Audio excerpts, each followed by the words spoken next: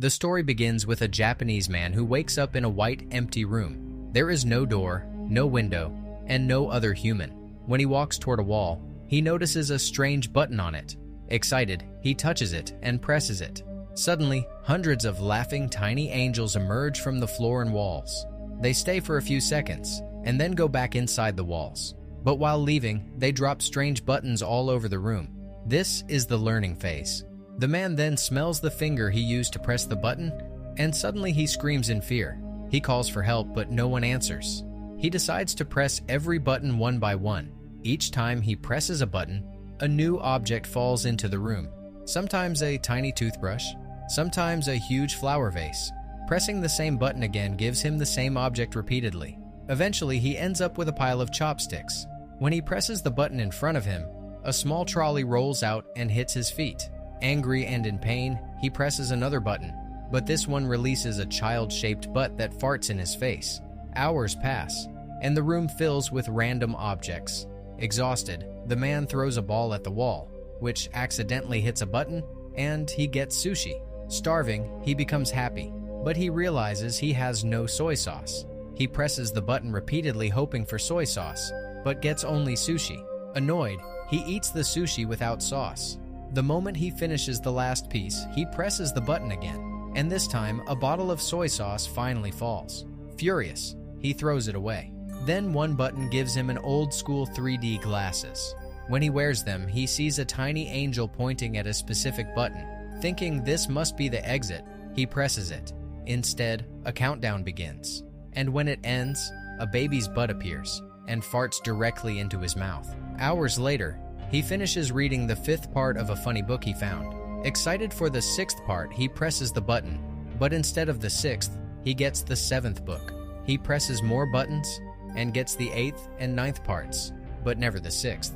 Suddenly, pressing one button reveals a hidden door in the back wall. Overjoyed, he celebrates but forgets which button opened the door. When he presses another button, an African tribesman appears and runs around wildly.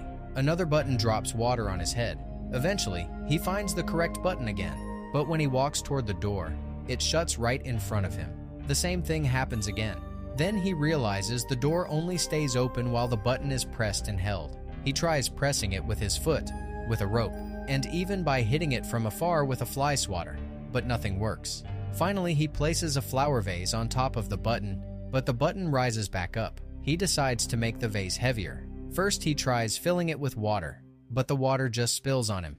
Then he fills the vase with sushi until it becomes so heavy he can't lift it. He removes some sushi using chopsticks, and finally lifts it to place on the button, only to realize he forgot which button it was. Panicking, he presses a random one and the same tribesman appears again. The tribesman crashes into the vase and breaks it in two. The man curses and finds the correct button again. He tries covering it with sushi, but it pops back up. He tries taping it down, but that fails too. After some painkillers and rest, he wakes up needing to brush his teeth. He presses a button to get water, but it's the wrong one.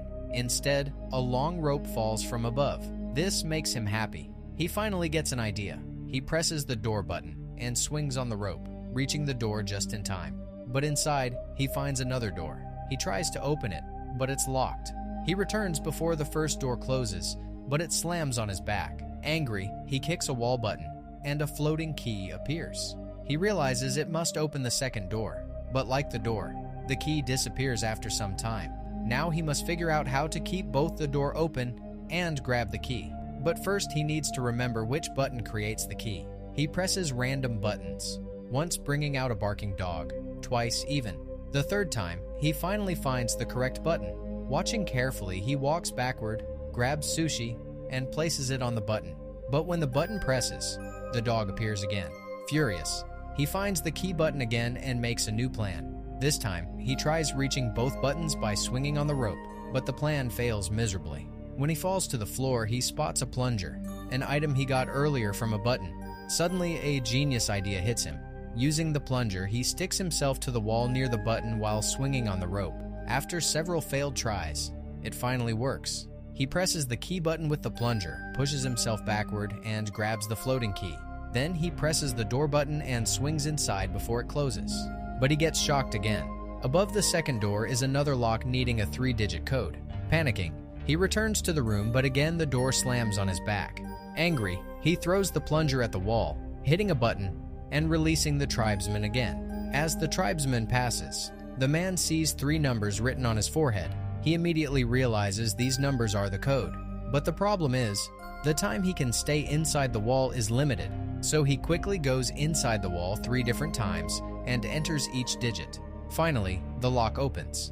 But then the first door closes, trapping him inside a very small space where he can't even try to open the door. Tired, he sits down and starts thinking. He remembers the fun he had earlier playing with all the weird items that fell from the buttons. He realizes that even though he was trapped, at least that room had entertainment. Suddenly, he feels a faint breeze on his face.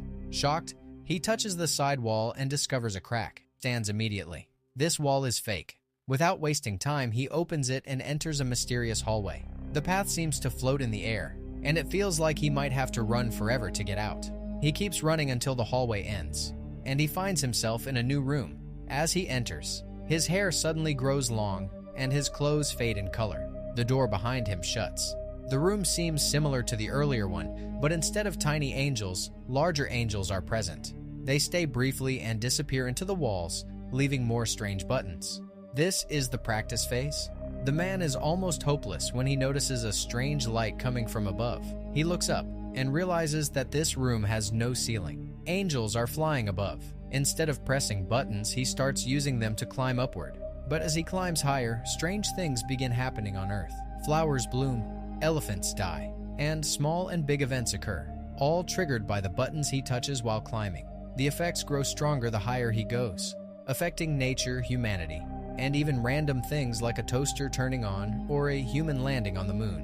When he finally reaches the top, his hair and beard are extremely long. Now he can float in the air like the angels.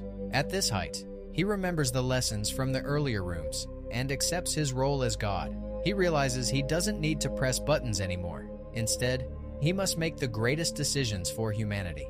As he completes his task, the walls of the room disappear and a circle of wings forms around him. A glowing portal appears. He enters it and reaches the final room, the future phase. One wall shows maps of all continents. On the other wall, there is a single giant button. The man walks toward it and is about to press it. And with this mysterious ending, the story ends here.